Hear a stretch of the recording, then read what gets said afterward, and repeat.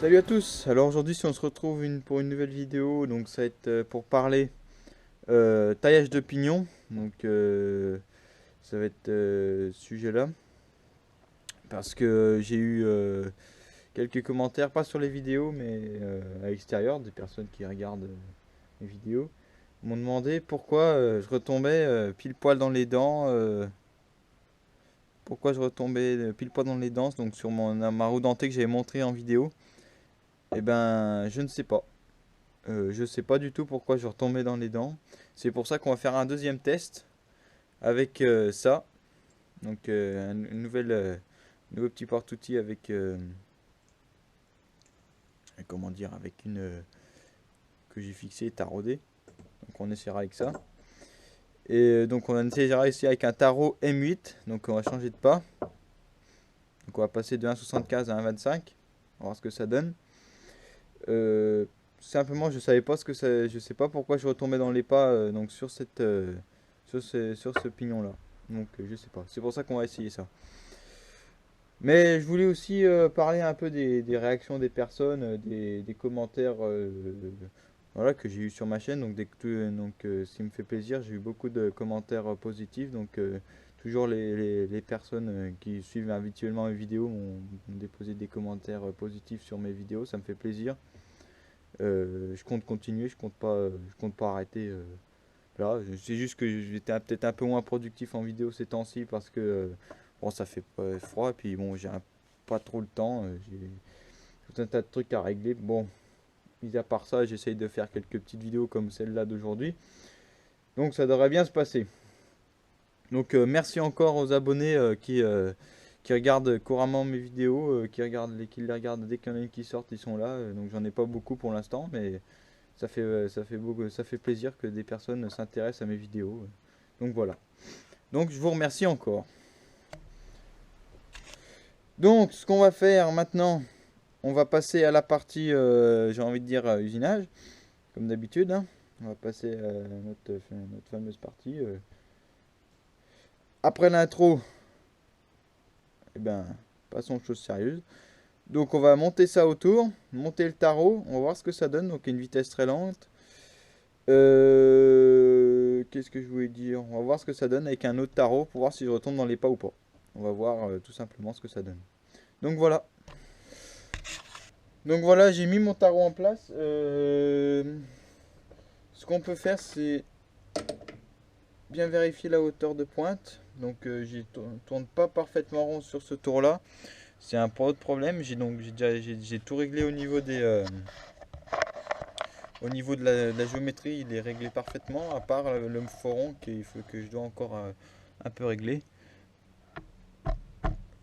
On peut voir ici que on a un léger problème d'alignement avec pas la contrepointe parce qu'elle est parfaitement alignée. J'ai réglé ça avec un toc.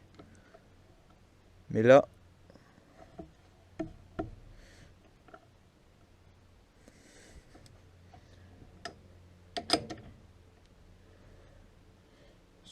le mandrin, là, il est bien moins foutu. Et les morts sont à rectifier à l'intérieur. Il est pas foutu, mais un œuf, ça ferait pas de mal. Mais le problème avec un œuf, c'est que si on achète de la qualité, on en a pour la peau du cul. Donc, excusez-moi de l'expression, mais c'est véridique, comme dit l'autre. Donc voilà, j'ai mis en place la contrepointe. Pourquoi? Ça va aider à soutenir quand je vais faire des efforts, vu qu'il va y avoir des efforts radio. Des efforts radio sur le tarot. Donc je vais faire le prendre à la main en premier lieu, à très faible vitesse. Donc pour voir ce que ça donne. Et ensuite on peut regarder pour exécuter la manœuvre jusqu'au bout. Donc on va voir aussi si ça tombe dans les dents. Donc voilà, j'ai mis en place tout ce qui était besoin de mettre en place. Donc c'est-à-dire hauteur de pointe, réglage du tarot, de la contrepointe et serrage du traînard. Donc là, il faut faire prendre Donc là, ce qu'on veut, c'est que notre tarot prenne sur la pièce. Donc on va venir approcher doucement.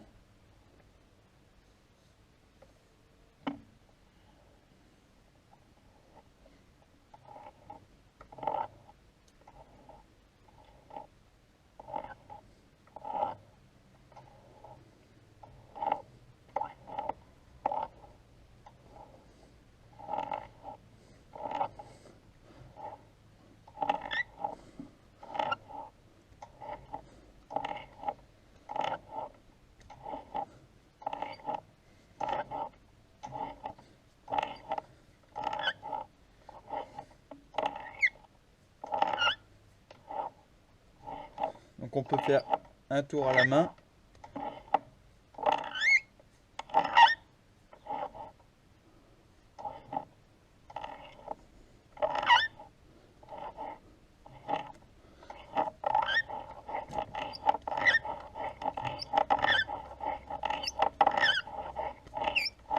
Donc, je vais essayer en avance automatique.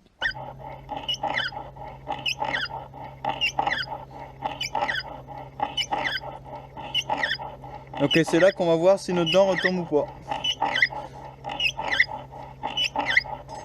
Ce qu'on peut faire aussi, c'est qu'avec un feutre, on peut marquer le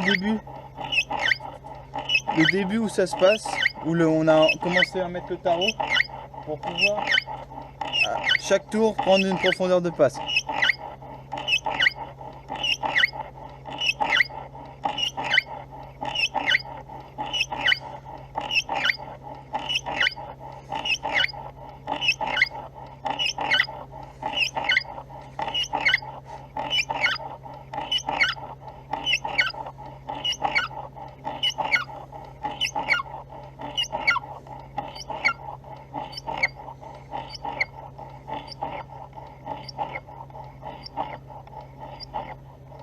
Et je retombe parfaitement dans mes dents.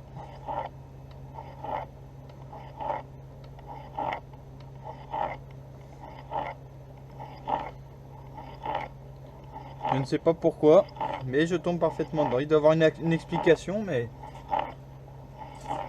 je connais vite fait les principes de ce qui compose un engrenage, les grandes côtes.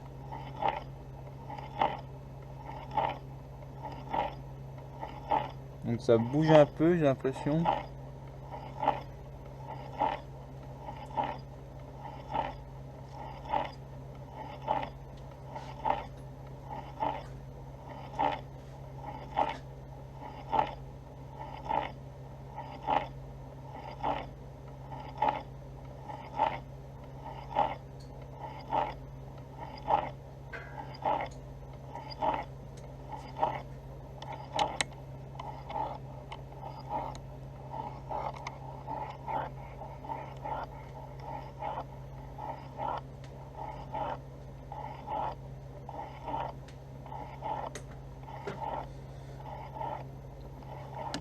Ceux qui ont du lubrifiant comme moi, on peut en mettre. Hein.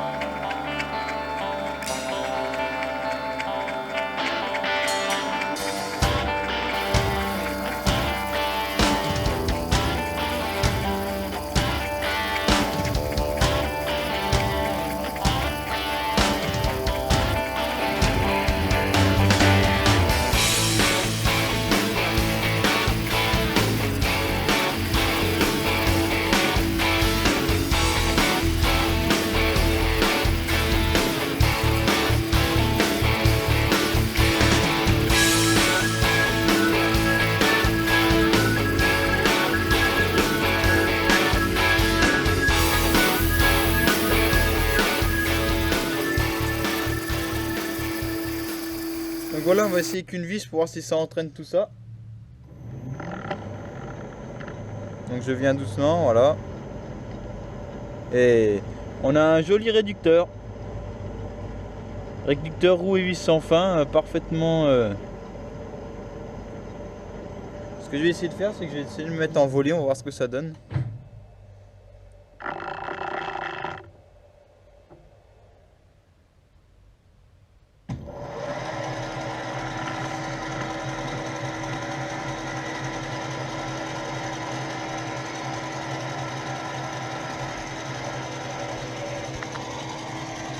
Constatez par vous-même.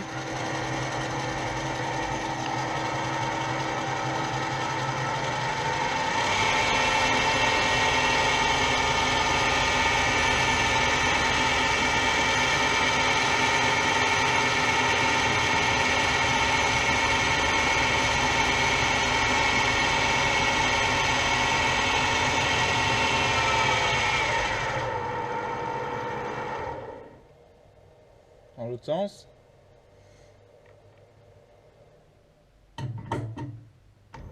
Harnais, ça marche bien.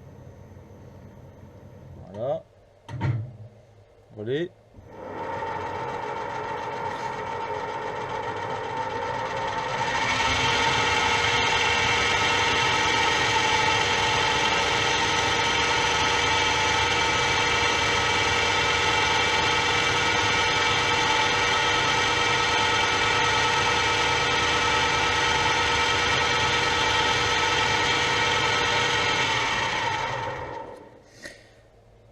Donc voilà, on a notre trou denté fait avec un tour, donc avec pas grand chose, hein, j'ai envie de dire, un tarot de 8, une vis et une petite pièce en laiton ou bronze.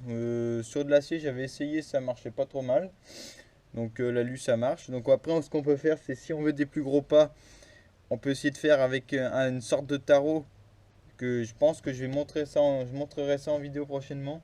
On va essayer de faire j'essayerai de faire une grosse sorte de gros tarot avec une vis sans fin, donc que je taillerai autour, donc avec un gros pas. Donc on va essayer avec mon plus gros pas, 3,5.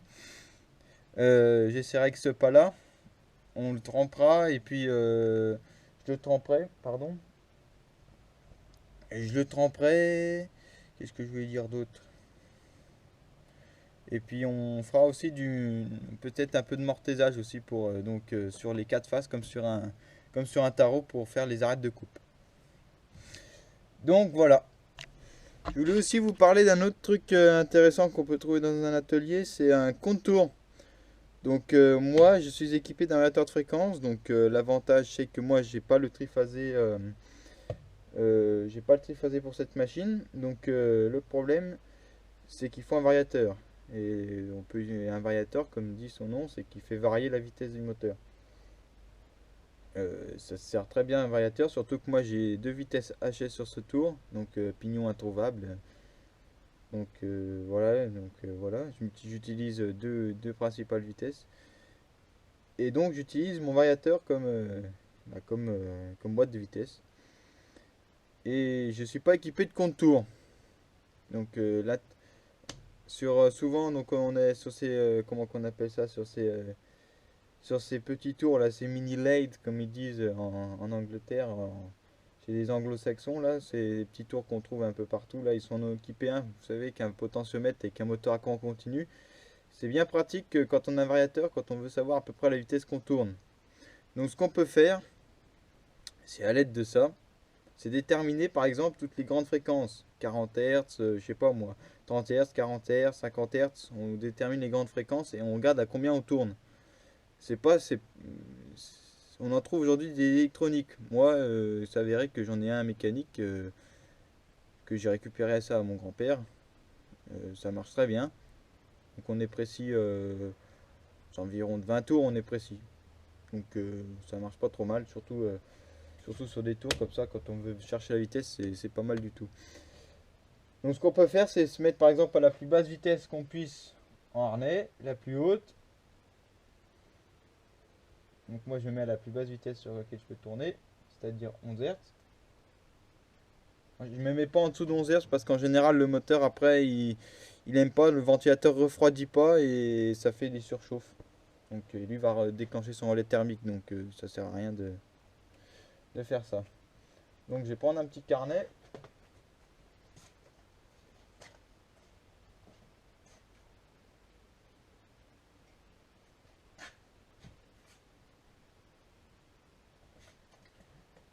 Et un petit crayon pour pouvoir noter la vitesse. Alors, ce qu'on fait, je vais tourner. Donc celui-là, il faut appuyer là, c'est un contour chronométrique. Donc il y a un chronomètre là-dedans et pendant une certaine durée, lui il calcule, il fait le nombre de tours. Je vais vous montrer. On va se rapprocher. Ça faisait un moment que je voulais vous parler de ça, et puis j'ai jamais eu l'occasion, donc vu que la vidéo s'avère un peu courte. Alors, donc on se positionne comme ceci, et on appuie quand quand la pointe se met à tourner, on appuie, on peut déterminer la vitesse à combien on tourne. Donc là, c'est ma plus basse vitesse, je tourne à 50 tours minutes. Donc,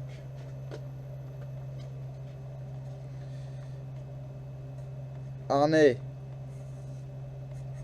voler. En harnais, je mets 50. Donc ce tour est censé tourner au minimum en triphasé, moteur de vitesse en variateur à 80 tours. Je suis à 50 tours, ça m'améliore ma gamme de vitesse. Donc là je mets stop. Je passe en volée, donc là attention de ne pas faire n'importe quoi. Donc là ma plus basse, ça va être ma plus basse vitesse de volée. Donc là,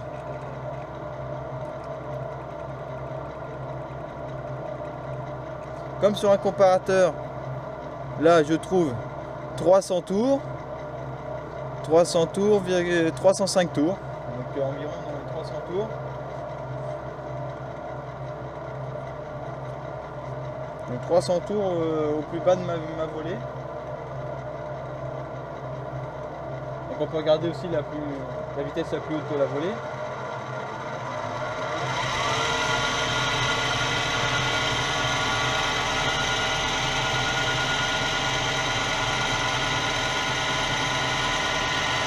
Donc là, on a fait un tour. Donc là, vous pouvez le voir, on a fait un tour. Donc c'est-à-dire 1000. On est allé jusqu'à 0. On a fait un tour jusqu'à 1000. 1000 plus 300, 310 tours. Donc on est à 310 tours au max. 1310 tours, pardon, je dis une connerie. Au max de la volée que j'ai programmé, donc je suis à 1310. Ce tour peut aller jusqu'à 2100 tours, mais déjà là à 1300, je sens que ça fait du bruit tout ça. J'ai pas voulu mettre plus haut parce que je sais pas, c'est un vieux tour. Voilà, j'ai rien envie de casser de plus, donc je laisse à 1300, ça me satisfait amplement. Donc on peut regarder aussi la plus haute vitesse en harnais, donc toujours pareil. Donc là, je viens me pointer, ça tourne, je mets à 0.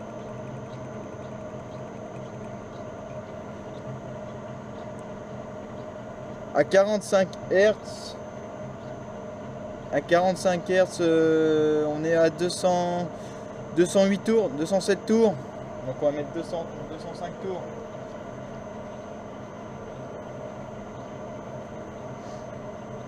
RPM.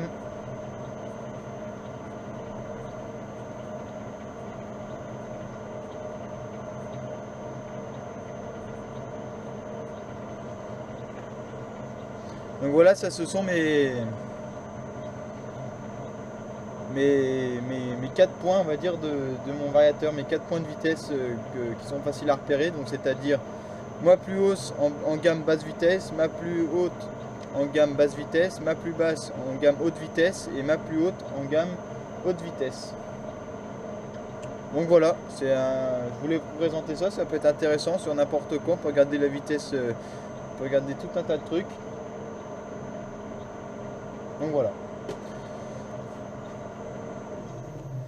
Donc voilà, nos roues et vis sans fin sont terminées. Ça marche impeccable, je suis content de moi. Donc comme vous l'avez pu le constater, hein, même à différents diamètres, différents pas, les dents retombent toujours dedans. Je sais pas quel phénomène fait ça.